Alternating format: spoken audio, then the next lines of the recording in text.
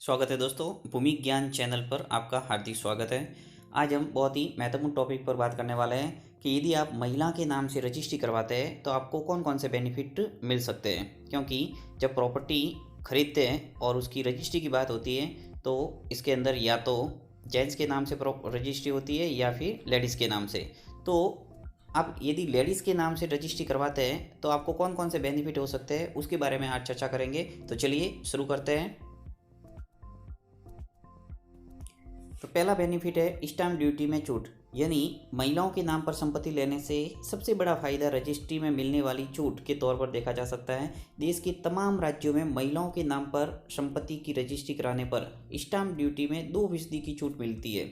यानी हर राज्य में आपको कुछ न कुछ छूट का प्रावधान है और 2% छूट तो कम से कम आपको मिलेगी ही। तो यदि आप महिला के नाम से रजिस्ट्री करवाते हैं तो 2% का फ़ायदा हो जाएगा। यदि लाखों रुपए की कोई प्रॉपर्टी होती है तो 2% भी काफ़ी होता है।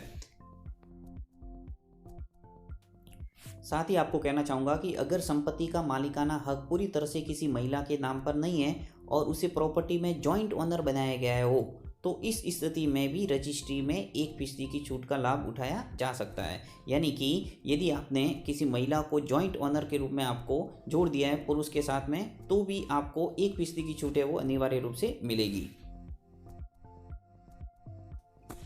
अगर दूसरे बेनिफिट की बात करें तो आपके लोन की जो रकम है वो बढ़ सकती है। यानी कि अगर आप होम लोन लेकर संपत्ति खरीदने पर विचार कर रहे हैं तो ऐसे में अपनी पत्नी को इस एप्लीकेशन में को एप्लीकेंट बना सकते हैं, बशर्ते आपकी पत्नी कोई नौकरी या फिर अपना बिजनेस कर रही हो। ऐसा होने से आपकी आय में उनकी आय भी शामिल हो जाएगी और साथ ही आय में इजाफा होने से आपको मिलने वाली होम लोन की रकम में भी इजाफा हो जाएगा। यानी आपके होम लोन का जो रकम है वो बढ़ जाएगी यदि आप रजिस्ट्री है वो एक महिला के नाम से करवाते हैं तो।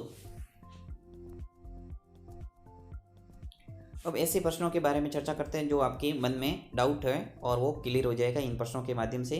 कि पहला प्रश्न लेते हैं कि क्या मैं अपनी पत्नी के नाम पर प्रॉपर्टी खरीद सकता हूँ।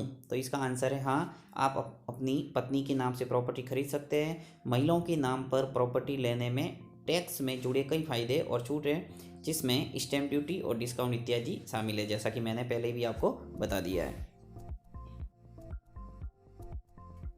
दूसरा डाउट है कि क्या पति पत्नी के नाम पर खरीदी गई संपत्ति के स्वामित्व का दावा कर सकता है। तो इसका आंसर भी हाँ है।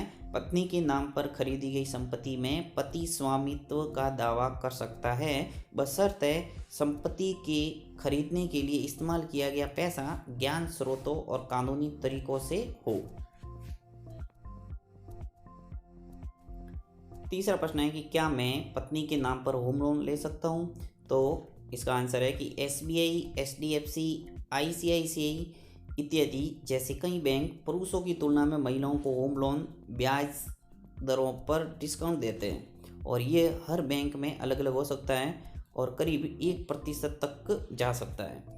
अगर पत्नी का अलग और वास्तविक आय का स्रोत है तो उसे टैक्स से जुड़े फायदे भी मिल सकते हैं। यानी कि आप पत्नी के नाम पर होम लोन लेना चाहते हैं तो ऐसे कई बैंक हैं जो 1% का डिस्काउंट भी देते हैं और साथ ही होम लोन लेने में भी ईजी प्रोसेस हो सकता है।